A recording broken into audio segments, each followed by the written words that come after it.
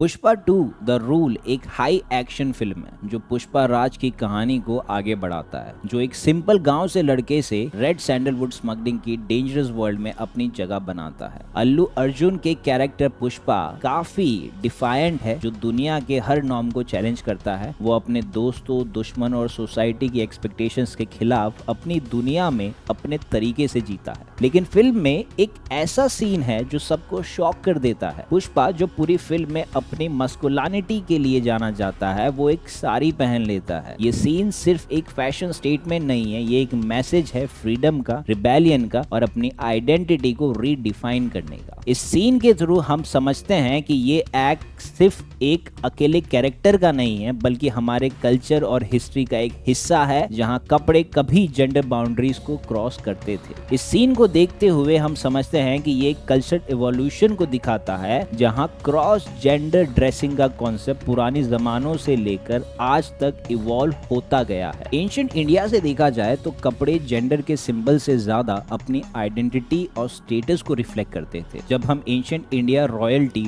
और आर्ट को देखते हैं तो हमें पता चलता है कि जेंडर स्पेसिफिक क्लोथिंग का कॉन्सेप्ट इतना रिजिड नहीं था। जैसे कि कई सारे किंग थे, लाइक किंग अशोका, वो ड्रैप गारमेंट्स पहनते थे, जो अब हम साड़ी के रूप में समझते हैं। ये गारमेंट्स उनके रॉयल स्टैचर को दिखाते थे, जेंडर को नहीं। इसका मतलब ये नहीं था कि उन्होंने अपनी मस्कुलिनिटी को हाइड किया है, बल्कि ये उनका रॉयल और स्पिरिचुअल स्टेटस था, जहां कपड़े अपनी आइडेंटिटी को एक्सप्रेस करते थे, ना कि जेंडर रोल्स को। वैसे ही कई सारे क्लासिकल इंडियन डांस फॉर्म्स थे, जैसे कि भरतनाट्यम है और कथकली है, जहां पे मेल डांसर्स को साड़ी पहनना पड़ता था टू पोर्ट्रे फीमेल कैरेक्टर्स। ये उनका आर्टिस्टिक एक्सप्रेशन था, जहां जेंडर का डिस्टिंक्शन नहीं बल्कि डिवाइन एनर्जी को चैनल करना जरूरी था। ऐसी परफॉर्मेंसेस में साड़ी को एक सैक्रेड अटायर के रूप में देखा जाता था, जो कि फीमेल एनर्जी को रिप्रेजेंट करता। मिडिवल पीरियड में कुछ रीजन जैसे कि राजस्थान और गुजरात में पुरुष रॉयल्स इलैबोरेट और फ्लोविंग गारमेंट्स पहनते थे, जो अक्सर साड़ी या ड्रैप फैब्रिक जैसे लगते थे। ये कपड़े उनके रॉयल स्टेटस और पावर को दर्शाते थे। जैसे कि राजा मान सिंह, जो एक मुगल कमांडर और राजस्थान के रॉयल फैमिली के मेंबर थे,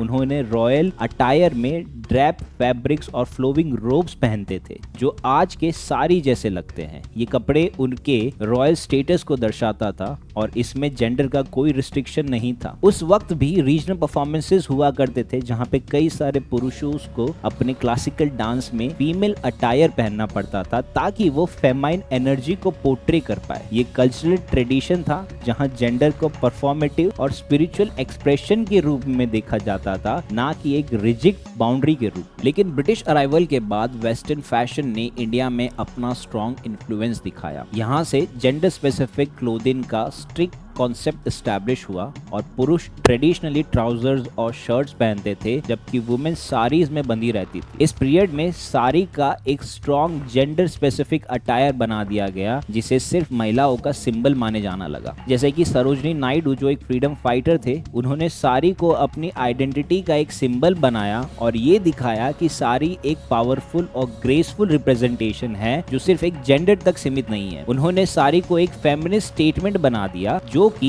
वुमेन एम्पावरमेंट और सेल्फ एक्सप्रेशन का सिंबल था। पर आज के समय में पुष्पा राज का साड़ी पहनना एक बोल्ड और रिबेलियस स्टेटमेंट है, जेंडर नॉर्म्स को तोड़ने का एक तरीका है। ये एक पावरफुल रिमाइंडर है कि कपड़े हमारी आइडेंटिटी और पावर को एक्सप्रेस करते हैं, और ये पुरानी ट्रेडिशंस को मॉडर्न टाइम्स में रीडिफाइन कर रहे हैं। जैसे कि रणवीर सिंह, जो अपने फेमस फैशन चॉइसेस के लिए जाने जाते हैं, वो अपने बोल्ड और एक्सपेरिमेंटल लुक्स के लिए भी फेमस है, जहां उन्होंने साड़ी और स्कर्ट को भी अपनाया है। रणवीर का ये एक्ट सिर्फ एक फैशन चॉइस नहीं है, बल्कि एक कल्चरल स्टेटमेंट है, जो ये दर्शाता है कि फैशन और आइडेंटिटी को जेंडर स्पेसिफिक नॉर्म से अलग होना चाहिए। वैसे ही प्रियंका चोपड़ा भी अपने ग्लोबल करियर में साड़ी और मॉडर्न फ्यूजन आउटफिट्स को वियर कर रहे हैं, जिसमें साड़ी के ट्रेडिशनल और यूनिवर्सल सिंबल ऑफ ग्रेस बन गई है। उन्होंने साड़ी को ग्लोबल स्टेज पर रीडिफाइन किया और ये साबित किया कि साड़ी सिर्फ एक ट्रेडिशनल अटायर नहीं है, बल्कि एक यूनिवर्सल स्टाइल स्टेटमेंट है। वैसे ही फैशन इंडस्ट्री में भी मेजर शिफ्ट आ रहे हैं, जहां पे डिजाइनर्स लाइक मनीष मल्होत्रा मल्होत्रा है या सब्यसाची है, उन्होंने यूनिसेक्स कलेक्शंस लॉन्च किए हैं जहां पे पुरुष भी साड़ी पहनते हैं और जेंडर न्यूट्रलिटी को प्रमोट करते हैं। पुष्पा राज का साड़ी पहनना एक मैसेज है कि कपड़े सिर्फ जेंडर के सिंबल नहीं बल्कि एक एक्सप्रेशन है जो हमारी आइडेंटिटी,